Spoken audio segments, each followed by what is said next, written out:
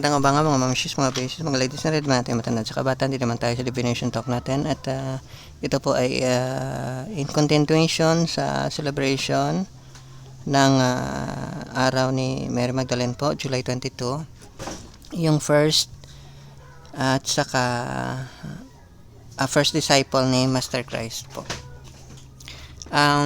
Yung audience po natin, July 22 po yan. Kasi si Mary Magdalene po, siya ang considered na first disciple ni Master Christ. Makonsider din siya na parang first saint. So, yung audience po natin is mga mamshi, beses, ladies na rin, natin matanda at bata, mga handsome, tall, and dark na guys yan, mga magaling mag-dribble at saka mag-shoot, at mga LGBTQIA+. Wala na po tayong limitation. Yung educational level po natin is kung kahit grade 1 po, basta nakakaintindi lang po ng basic na English. Katulad dati ng mga matatanda, grade 1, magaling silang mag-English. Ngayon, grade 1, parang hindi na yata. I hope so marunong kayo mag-English. Okay. So, Taglish po tayo. Halo-halo ng English at saka Tagalog. Pero actually, Filipino yung ginagamit natin. So, may mix yan. Iba't ibang language. Kasi pag elementary po, ibig sabihin is gagamit tayo ng mga simple masyadong English. Disclaimer po, walang professional service, medical, legal, psychological, at hindi rin tayo napopromote ng denominational po na doctrine po. Ang spiritual or religious practice is Christianity po. Vedic culture kung sa India, may Shivaism, Vaishnavism, may Buddhism, yung Buddhism pa pala, in general pa yan, Hinayana, Mahayana, okay. At saka yung sa iba po, sa Islam, may schools of thought din po yan sa Islam, magkaiba-iba po. So, sa mga certain places po, mayroong schools of thought na sinusunod. Pero yung pinapaboran natin po, yung Hanafiya, rational na approach po sa teaching ng Islam po. Kasi ito yung magkatugma sa teaching ng Christianity at sa Vedic culture po. Yung tema po natin is kinuha natin sa prayer ni Master Christ. Yung prayer po pala inintroduce ni Master Christ, napaka-iksi po, mga ilang sentence lang po. Yung isa sa mga sentence dyan na tema natin is, forgive us our sins as we forgive those who sins against us. Ibig sabihin, pinapatawad po natin yung mga taong gusto nating balatan, nagkasala sa atin sa mga doctrinal idea pa is cardinal sin. Parang gusto mong patayin, barbecuehin. So, ganun po yan, i-forgive po. Pero kung hindi po tayo marunong mag-forgive, merong kasunod na verses dyan na nakasabi, hindi po tayo i-forgive ni God pag hindi tayo marunong mag-forgive. So, para sa mga tao pong mga marunong din magbasa ng English, I hope so marunong kayo magbasa ng English dyan. I hope so nakakaintindi kayo. Wala pong forgiveness sa taong hindi marunong mag-forgive po. Pero kung hindi nyo po naintindihan, ipa-translate nyo na lang kay Google po sa Tagalog. Baka maintindihan nyo po. Ganun po yan. So, ano man yung gagawin mong religious or spiritual activity na hindi mo na perfect yung forgiveness mo, wala po merit yung ginagawa nyo po. Wala pong kwenta yan. Kasi kailangan mag-start ka sa forgiveness po. Medyo bihira sa atin yung nakakaintindi minsan ng forgiveness. Kaya nga, mahilig tayong mag-appeal sa legal system natin. Kasi walang forgiveness sa legal system. I-persecute ka talaga. So, yung mga taong medyo mahilig mag-persecute, mahilig justice daw yung tawag nila dyan sa standard ng tao. So, I hope so may happiness kayo. I hope so yung perfect love is sumibol sa puso nyo pag yung laws ng tao yung sinunod nyo. Kasi kung teachings lang po ni Master Christ, ng lahat ng mga sadhu po, hindi po mangyayari yan. Mamamatay po yung agape or perfect love sa puso. So, sige lang po. Okay lang po yan kasi malawak naman po. Alam nyo po, wala pa pong study na nag-probe na sumikip na po yung impyerno. So dagdagan po natin ng dagdagan ng mga tarantado, ng mga taong hindi marunong umintindi, ng mga taong matitigas yung ulo. Kasi malay mo baka sumikip yung impyerno, hindi na magkasya yung mga tao doon. Di doon na lang kayo punta sa langit. Hindi po. Joke lang po yan. Hindi pa po ako nakapunta sa impyerno, hindi pa rin po ako nakapunta sa langit. At hindi po yan yung sinasabi ni Master Christ. Ang sinasabi niya, Garden of Eden po or Lover's Paradise. Ganon po. So, sige.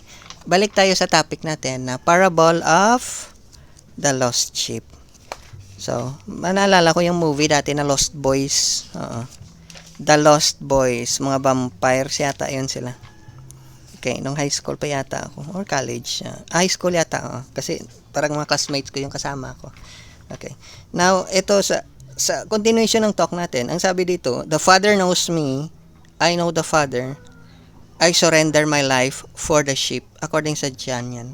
Now, yung parable of the lost sheep po, yung sheep dito is maliit na sheep po. Yung walang kamuwang-muwang, may gatas pa sa labi. Okay.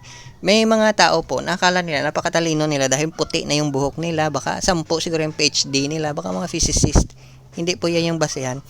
Yung criteria po, yung standard po ng maturity po, yung mga sado po yung nag-set niyan. Kinuha po nila sa Godhead po, kay Krishna, kay Allah, or kay Yahweh. Ano po yung criteria ng maturity? Agape po or Shurat Shabad, sweet melody, or perfect love. Kung wala ka pong perfect love, magiging lost sheep ka po. So, tanungin niyo lang po yung sarili niyo. Pumasa ba ako sa criteria ng agape or perfect love? Kasi kung hindi, baka sobra yung hangin na nahigop at umakyat sa ulo mo. At baka akala mo ang galing-galing mo na, 'di ba? Nakakamangha naman talaga yung mga ganyan, no? Alam mo, sobra mong yabang. Akala mo ang galing-galing mo. Yung sense of forgiveness at saka patience nga, hindi mo pa na perfect.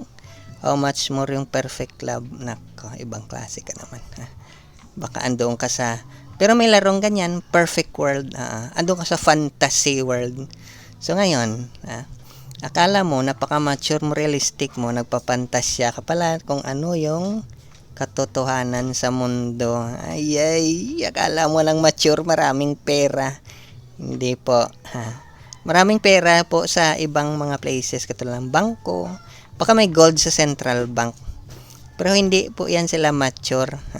Yung mga taga-bantay dyan po, taga-bantay lang po. Tama po yan. So, yung maturity po, hindi basihan yung kasi sa psychology naman po, kung may mga psychology nakikinig dyan, I hope so. True emotional insight ang tawag dyan. True, may intellectual insight. Ibig sabihin, sa pag-analyze mo, alam mong tama. Yung true emotional insight po, na-realize nyo po sa sarili nyo. Parang ganito po yan. Maghahanap ka po ng partner sa buhay. Mate ang tawag, or friends, or steady. Na-realize mo, yung mate mo pala is napakagaling, napakatalino, magaling sa pera, o kung ano-ano pa dyan.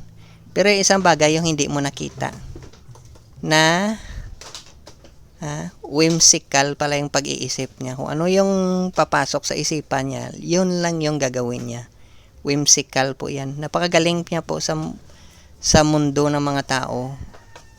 Pero hindi pa yun mature. Kasi yung true emotional insight is ma-realize mo na balimbing pala yung kasama mo. Ibig sabihin, pabago-bago yung isip niya. Ganun po yan. May mga taong hindi nila ma-realize. Alam mo yung, parang may nagkwento sa akin, magpautang ka ng pera. Lagi kang naluloko. Minsan yung mga bangko, ganyan. Pero may true emotional insight po. Sa Bible, andyan din po yan. Ano yung criteria bago mo pagkatiwalaan yung isang tao? Sa mundo po ng tao, meron pong criteria dyan. Stability po. Stability ng material asset at saka stability ng pag-iisip ng isang tao. Pag sinabi niya gagawin niya to, hindi po yan aalis hanggang hindi niya natatapos. Yung isang reason bakit sira-sira yung mga marriage at saka mabilis na po yung divorce separation sa Philippines dahil po unstable yung utak ng ibang tao. Pag sinabi mo pong gagawin mo to, hindi mo po lulubayan yan hanggang hindi natapos. Parang ang sabi ng isang consultant, killer instinct. Parang pag may papatayin kang isang tao, kahit may pader pa yan, na 16 inches, bubutasan mo yan, papatayin mo lang yung tao. Ganon po yung pag-iisip ng mga taong very stable. Yun po yung mentality ng mga bankers, hindi lahat, yung iba lang. Yung mga financiers. Kasi tinitingnan lang kung ano ka stable. Baka kasi, nung umaga, ganito yung sinabi mo. Pag tanghali, ito na naman yung sinabi mo. Pag hating gabi, ito na naman yung sinabi mo. Pag bukas po, ito na naman yung sinabi mo. Ibang classic. Parang alam mo yung ganon. Maganda yung ganon, ho. Kasi pabago-bago, yung parang colorful siya. Parang baliw. Yes, ang galing ng ganon. O, sige lang. Pagbigyan po natin. Kasi bawat isa daw may kabaliwan daw eh. Yung mga matitindi po yung kabaliwan, mas magaling po yan. Kasi colorful po. Ganon po yun. Stability po yung ano. Kung kayo po nag-practice ng astrological yung stability po, sa zodiac sign ng Taurus po yan nakalagay. Pag na-master niya po yung yung qualities ng zodiac sign niya, or bawat isa sa atin may planetary system na nagkatugma sa zodiac sign na Taurus. Diyan mo po makikita kung ano yung stability ng isang tao. Hindi kailangan yung bulsa niya. Kung di, according sa opinion, especially sa financial markets, kung gaano mag-isip yung isang tao. Kasi kung pabago-bago po yung pag-iisip ng isang tao, hindi po yan. Anyway, balik na lang tayo sa sa verse ng dyan na Father knows me. Ibig sabihin po na yung Father, siya yung agape. Yung me na sinasabi, yung Sado, si Master Christ, Kuracharya, Mystic Mentor, Prophet Messenger, nga Mystic Mentor yan, ay siya yung me, siya din yung agape. So, kilala ng agape, yung kapwa niya agape. So, ang ginagawa ng agape is i-surrender ng agape yung sarili niya sa sheep. Okay. So, ganun po yan, na i-surrender po. Yung ganun trabaho po ng mga Sado, hindi actually trabaho na yung may sweldo, kundi yung activity po nila is parang ibuhos nila yung agape or perfect love sa mga taong willing po makinig at mag-accept nito. Okay. Pero dahil sa panahon ngayon po, bihira na lang po. Yung iba po, nagpe-pretend po na interested, na gusto nila. Kasi may personally, may mga alam ako niyan. Na-meet ko sa ibang tao. After ilang years po, bumabalik po sila sa dati nilang ugali. Kaya nga, pag tiningnan nyo po yung mga taong may dementia po, ulianin sabi nila, bumabalik po sila pagkabata. Para silang bata ulit. May mga taong ganun po. Habang tumatanda po sila, nagmamature daw ang tawag nila, bumabalik po sa bata yung pag-iisip nila. Ibig sabihin, nagiging unstable po sila. Hindi po fix yung mind nila. Okay. Hindi naman po madali i-fix yung mind eh. Kasi whimsical naman yung mind na kahit ano lang maisip nito. So, ganun po yan. Now, ngayon po, hindi po madali yung ginagawa po ng mga sado po. So, sa case naman po ng mga taong kaya po sinabi ko last time, yung mga Israelites po, naging victim po sila ng exposure nila. Nagkaroon sila ng victim mentality. Hindi ko lang alam sa modern day Israelites, pero ito naman yung kinakwento natin. Tungkol naman po ito sa Bible po, ng Christianity po. Nagkaroon sila ng victim mentality. Kaya, binigyan sila, instead of 11 days yata, naging 40 years yung binigay sa kanila. Kasi yung mga tao pong may victim mentality po, loser mentality po ang tawag natin. Magrereklamo po yan, pagkain, tubig, tulugan, yung comfort po nila. Ganon po yung may mga victim mentality. Parang, perpetual malcontent ang tawag sa kanila. Wala silang, hindi sila masatisfy kahit sa simpleng bagay. Sila yung parang laging nagrereklamo. Kahit na may promise yung Godhead sa kanila, na i-save sila, wala pa rin silang tiwala. Alam mo, imaginein mo, yung Godhead na yung nag-promise sa'yo, wala ka pang tiwala. Ano pa kaya sa tao? Kaya nga, along the way, nagkamali si Moses. Nagkamali siya along the way. Kasi grabe yung test ng patience sa mga tao. Alam mo yung mga taong may victim mentality, ite-test nila talaga yung patience mo. Susubukin ka talaga nila sa katarantaduhan, katangahan. Ay, medyo, siguro pang childish na pamaraan. Susubukin ka po nila. Hanggang sa parang puputok na yung ulo mo sa sobrang pagtimpi. Parang gusto mo nang patayin, kaya lang naawa ka. Kasi sayang naman. Kasi sisikip yung sementeryo. Alam mo yung ganon? May mga ganong klaseng tao. So, yung sinabi ko is, kaya nga sinabi, bakit kailang 40 years? So, ngayon, kung yung isang tao may victim mentality, 40 years po, maging mabait po kayo sa kanila. Bigyan nyo po sila ng 40 years po na exploration period. Kasi kahit magsabi sila na nagbago na sila, babalik na naman yung dating ugali nila. Kaya 40 years po. Example, may some form of attention-seeking behavior ka, medyo addict ka sa social media. Tingnan nyo lang po, maliit lang po na portion, 10 years po. Tingnan nyo kung anong pinopost ng isang tao sa social media. Ano yung laging kinikwento niya sa loob ng 10 taon. Makikita nyo na po kung nagbabago talaga yung isang tao. Kasi yung topic niya, nagbabago yan within 10 years. Pero yung sinasabi ko, hindi po 10 years, 40 years. 4 na 10. So, ibig sabihin, pag 20 years old ka ngayon, pag 20 years old yung taong ito, may ginawang katarantaduhan, antayin nyo lang po. 60 years old siya, ma-realize niya na may katarantaduhan pala siyang ginawa. So ngayon, tama na ba yung 40 years? Hindi pa po. Dagdagan nyo pa po ng 20 years para mabago niya yung ugali niya. Yung 40 years na yan is, mo lang yan, margin mo lang yan.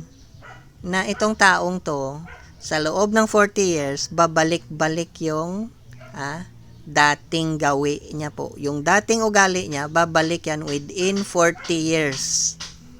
Ganun po yan. So, pag may ginawa siya, uulitin niya na naman yan. Okay. So, ano ba yung mali at tama sa atin? Hindi po standard ng tao, hindi po standard ng justice system natin.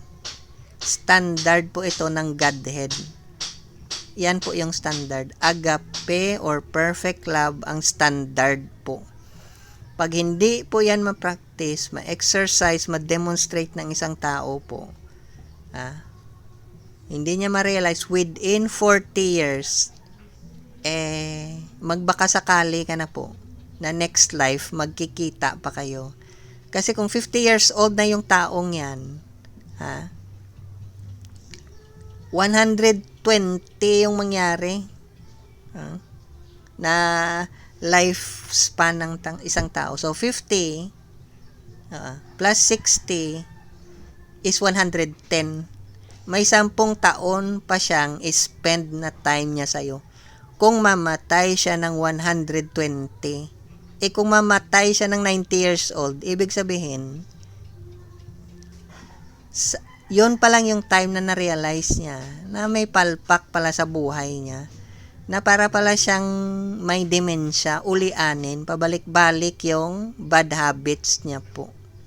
Hindi po bad habits sa standard ng tao to. Bad habits sa standard po ng Godhead. Perfect po yung system, perfect yung measure, perfect po yung metrics ng Godhead. Pag bumaba ka po dyan sa metrics niya, standard niya, agape or perfect love, palpak po yan. Flat tire nga yung tawag natin minsan dyan. So, pag bumaba po siya sa standard na yan, perfect standard po, wala na po yan sa standard. So, pwede mo na lang lasingin yung sarili mo. Magpakalasing ka araw-araw para makita mo na perfect yung mundo. O ba kaya lokohin mo na lang yung sarili mo. Ganun po yan. Mag-utuan po kayo dyan. Ganun po yan. Otherwise, you have to accept the fact na napakatagal po. Kasi kung hindi po tatagal yan, magiging unstable yung society natin. Dahil yung basihan ng society natin is stable po. Kaya nga ginawa yung mga laws para maging stable yung ugali. So, yung mga ugali na yan is within 40 years, makikita mo kung stable na po. Kasi hindi na siya. Kaya nga yung ibang may addiction, nagwi-withdrawal pa, bumabalik sila. Isang tikim lang po ng alak, magiging alcoholic agad yan. Ganun po yan. Lahat ng bad habits po. Within 40 years po, pag bumalik po yan, wala na yan. Ibig sabihin, mamatay na lang yung taong yan, hindi yun magbabago. Ganon po kasimple yung standard ng Godhead po. Madali lang naman po yan. Maiksi lang naman yung 40 years Maiksi lang yan. So ngayon, dadagdagan mo pa, 60 years po yung kailangan ng isang tao. So ibig sabihin, kalahati lang lifespan niya. Kung may katarantaduhan siya nung 20 years old siya, may chance pa siya. Pag dumating na siya ng 40 to 50 years old, malabo na po yan. Kasi yung ibang tao po, bihira po mamatay 100 years old. Yung iba po dyan, 70, 80, patay na po yan. Bihira yung 90 nga. So, ibig sabihin, wag ka na pong umasa na magbabago pa yung taong yan. Ibig sabihin, i-accept mo na lang siya na medyo may konting kung baga sa may short circuit yung wiring sa utak. Okay. So, hindi naman po tayo kayo lang, binibigyan niyo po siya ng leeway po, ng chance na ma-discover yung sarili niya, self-discovery. Hero's journey po, ganun po yan. So, yan po yung sinasabi dito. 40 years po. Pag hindi nyo po, inobserbahan yung 40 years na yan, margin po, kayo rin po yung magsisisi, babalik po kayo sa isang relationship na walang patutunguhan po. So, kung talagang mautak po kayo, haba-habaan nyo na po yung pasensya nyo. So, para sa mga tao po na medyo hindi mahaba yung pasensya, pasensya na po kayo. Kasi magsisisi kayo sa bandang huli. Dagdagan nyo po yung mga sirang family sa lugar nyo po, sa country, sa nation nyo. Mabilis pa naman, 50% po ng marriage sa sa Amerika po is broken or divorce. Dagdagan nyo pa po para dumami. Sabi nila trending, mas masaya po pag mas marami, 'di ba? Ganun po 'yan. Mas masaya pag mas marami. Okay. So dito balik tayo sa John ulit. Meron pang ibang ship. Kaya nga, inulit ko to. Yung ibang ship po, sa ibang spiritual practice po yan. Mag-accept sila sa mga sadhu po. So, ibig sabihin na pag ito yung nationality mo, ito na lang yung shadow i-accept mo. Hindi po. Pwede ka po ma-accept ng shadow sa ibang mga places po. Ganon po yan. So, ito yung sinabi sa John, the Father loves me because I surrender my life. So, I am free to take it again. Okay. Free siya. Pag free nyo pong ibinibigay yung agape or perfect love na binigay sa'yo ng isang shadow, katulad ni Master Christ, mga guru acharya, mga mystic mentor, mga prophet at saka messenger, free pong babalik yan sa iyo. Free nyo pong i-take. Wala pong makakontrol sa agape or perfect love. May sarili siyang rules and regulation. Hindi mo siya mapigilan. Hindi mo siya ma-stop. Okay. So ngayon, ito yung sinasabi. Kasi, minsan may sinasabi na mali yung katuruan ng mga sadhu. Ito yung tanong sa John po. Pwede bang magbukas, pwede bang buksan ng demonyo yung mata na bulag? Pwede bang mag-heal yung demonyo? Hindi po pwede. That is why yung healing process, yung ultimate healing, is perfect love po. Yan lang po yung ultimate healing. Hindi po maka-heal yung kahit anong nalalaman mo. Kasi flat tire nga yan. Nagkakaroon lang ng ilaw yung mundo. Naka-quench lang yung uhaw ng tao sa isang pagmamahal dahil po sa agape or perfect love. Pag hindi po present yung agape or perfect love, wala pong mangyayari. Niloloko mo lang po yung sarili mo. Kung loko-loko ka naman, wala naman pong problema. Pwede ka namang magbakasyon sa mental hospital Oo. Libre pa yung pagkain doon. Imagine, libre tulog, libre pagkain, libre pa yung gamot. Wala kang problema, wala kang babayaran. Alam mo yung ganon? Kung dito ka sa labas, mahirap, doon ka na lang magbakasyon. Mas maganda doon. Mas magaan yung buhay. O di kaya, kung gusto mo, doon ka na lang sa kulungan. Mas okay doon. Kaya lang mahirap sa kulungan kasi baka masaktan ka doon ng iba. Sa mental hospital na lang po, walang manakit sa'yo. Pang VIP pa yung treatment sa'yo. Okay. So, balik tayo dito. So, ngayon, parang inulit ko yata yung previous na talk ko. Refresher po. Ito yung nakasabi sa Psalms. Masaya po yung Godhead sa mga taong sumusunod pa sa Kanya. Fear Him. At saka yung umaasa sa awa niya. Mercy po. Yung mercy po na tinatawag, yun po yung sado. Living mercy ang tawag yan. Kasi sila po yung magbibigay ng agape or perfect love katulad ni Master Christ. Wala pong mercy sa mundo kung wala po yung sado. Kasi sila lang po yung nagdadala po ng agape or perfect love. At saka yung perfect love na to, ito rin po yung Godhead. So, katulad ni Master Christ, siya lang po yung tinatawag na mercy. By your grace, yung sinasabi nila.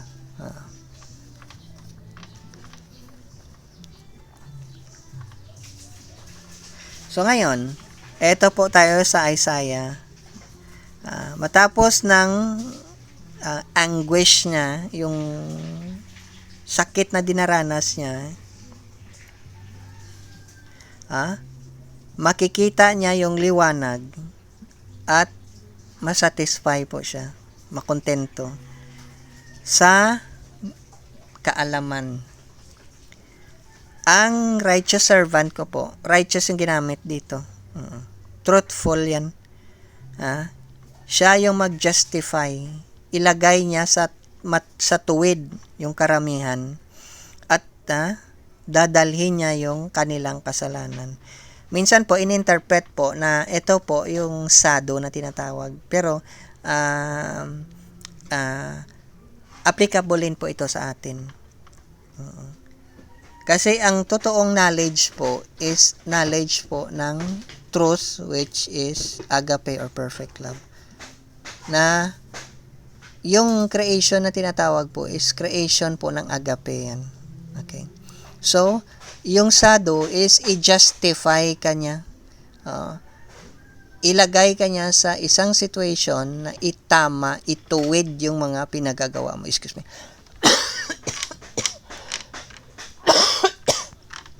Ituwid po. Hindi po tuwad ha. Hindi po tuwad yung ibig ko sabihin. Ituwid po. Wag po tuwad. Iba po yan.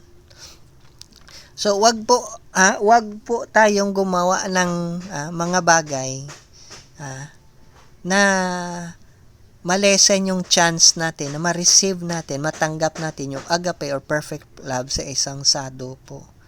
Kasi kung hindi po matuwid yung paglalagyan mo, ituwad po yung paglalagyan mo. Mapalo ka sa puwet. So, ganun po yan. Si material nature po, si mother nature, hindi po yan maawain. Pag inuntog niya po yung ulo mo, iiyak ka sigurado. Kaya wag mo na pong antayin na iuntog ng material nature yung ulo mo.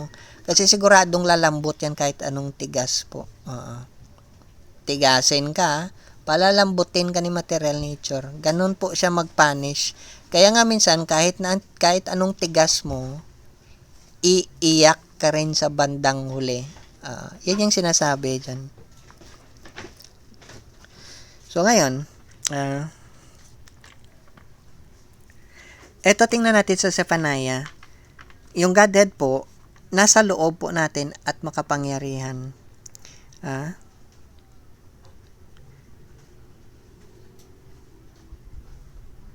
Maligaya po siya sa iyo, at doon ka manatili sa pagmamahal niya. And maging maligaya ka, maging maligaya siya na inaawit yung tungkol sa iyo. Ganun po yan. Kasi po tayo po, galing din po tayo sa Godhead. Kung perfect love or agape yung Godhead, ganun din po yung pagkatao natin. Kaya lang hindi natin naalala na perfect love din tayo. Kaya andito yung sado para i-remind tayo. Hoy, gising. Tulog ka pa yata eh. Buhusan ka niya ng isang balding malamig na tubig. Gigisingin ka niya. Wag mo pong kalimutan. Nagaling ka din po sa kanya. Kung kamunduhan lang po yung iniisip mo, sisayangin mo. May mga bagay na mas mahalaga pa po. Kasi kahit anong meron ka sa mundong ito, hindi ka magiging happy. Kaya nga may sinasabing, according sa findings ng research, 5 po yung bagay na pinagsisisihan ng isang tao bago siya mamatay. Wag naman po sana na yung 5 bagay na yon ikuhang-kuha mo lahat. Wag ka namang gahaman. Wag ka masyadong greedy. Wag lahat. Kahit naman sana, may na-accomplish ka kahit na isa. Yung ibang tao nga, hindi nga mamatay lang sila, hindi nila na-forgive yung mga tao, may kasalanan sa kanila. Kaya nga punong-puno sila ng guilt. Kaya grabe yung sakit nila. Kasi pag sakitin ka po, ibig sabihin, napaka-sinful mo pong tao. Ganun po yan, kasimple lang. Pangit pakinggan, pero ganun po talaga yan. Pag sakitin ka po, napaka-sinful mo pong tao. So, kasama na po yan yung 5 dyan. Bawas-bawasan nyo naman yung regrets nyo sa buhay. Kasi pag hindi mo yan binawasan, wala kang pong peace, mamamatay ka, hindi ka at peace. Ganun po yan. Kung talagang matalino ka, may utang ka na 500, ibayaran mo na. Ganun yung ibig sabihin. Wag yung mamamatay ka na lang, hindi pa nabayaran yung utang mo, ibang klase ka rin naman. Nakakamangha ka. Ganun po yan. So, sana po, hindi po tayo mamamatay, mawawala sa mundong ito na hindi po natin nabayaran yung mga utang natin. Okay. So, ang sinabi dito ulit sa John, my food is to do the will of Him that sent me and to finish His work. Ito yung pagkain natin. Kung ano yung kagustuhan ng Godhead po, which is agape or perfect love. Pag hindi po natin nagawa yan, hindi po mangyayari yung your kingdom come, thy will be done. Ganun po yan. Kung hindi thy will be done, ano ibig sabihin? Rebelde po. Alam niyo po yung mga rebelde. Pag ando kayo sa places na maraming rebelde, hindi po secure yung buhay niyo.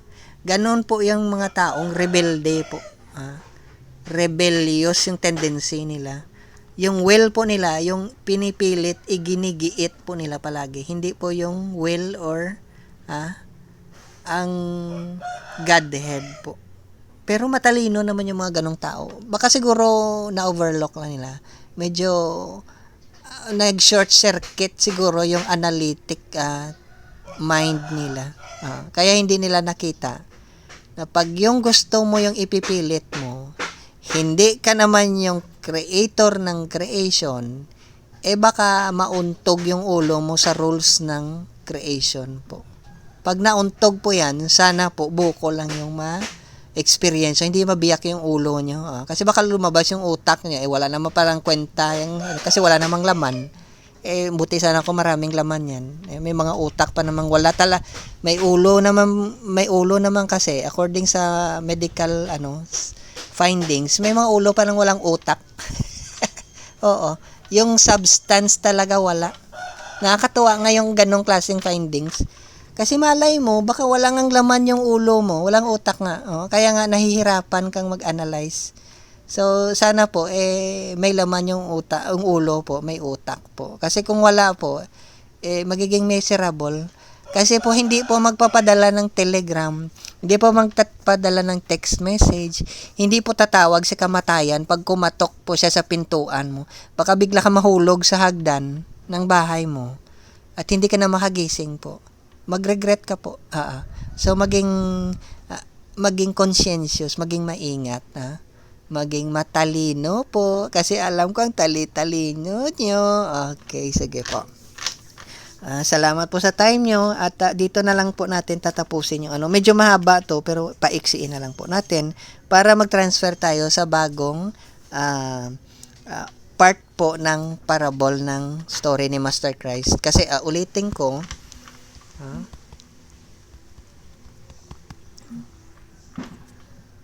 uulitin ko mga friends, ang parable po hindi po para sa lahat. Binigay po yung parable para sa mga tao pong may agape or perfect love. Pag hindi ka po pa nabigyan ng agape or perfect love, kahit baliktarin mo, baliktarin, yung parable, hindi nyo po maintindihan. By grace po ng sado, katulad ni Master Christ, Gurachera, Mystic Mentor, Prophet, Messenger, na maintindihan po yung parables po. Ganun po yan. So, sana po mag-pray tayo na bigyan tayo ng agape or perfect love ng mga sado. Kasi kung hindi, baka papasok yan sa kanang tenga, lalabas po sa kaliwa. Wala rin po. Nagsasayang po kayo ng load nyo pag ganun yung mangyari. So, sige po. Sana sa nababuti lang tayo, mga mamshi, beses, ladies and red, at matanda at sa kabataan, sa tall and dark, guys yan, mga LGBTQIA+, mga magaling mag-dribble at saka mag-shoot dyan. I hope so may napulot kayo at mag-transfer na lang po tayo kasi medyo napakahaba talaga tong Parable of the Lost Sheep. So, thank you po sa time nyo. Hanggang sa susunod po. Bye-bye.